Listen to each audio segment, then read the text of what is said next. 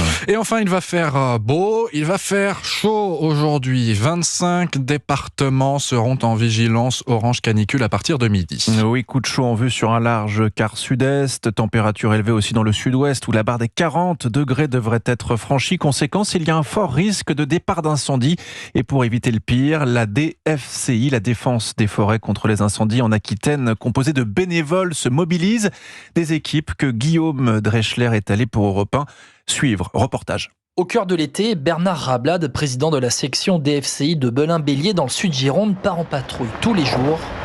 Il utilise une application pour le géolocaliser. On a aussi la possibilité de faire des constats sur le terrain. Si on trouve des dépôts sauvages, si on trouve des comportements anormaux. À bord de son véhicule pick-up jaune, l'un des premiers livrés dès l'an dernier, Bernard parcourt la forêt dans une zone prédéfinie. Le but, c'est de se faire voir, de faire comprendre aux gens qu'on est les acteurs de cette prévention. Et puis, le cas échéant, si on trouve des promeneurs, ce qui est de plus en plus le cas, de pouvoir discuter avec eux. La nouveauté de 2024, ce sont des cuves de 650 litres avec une lance pour prévenir des débuts d'incendie.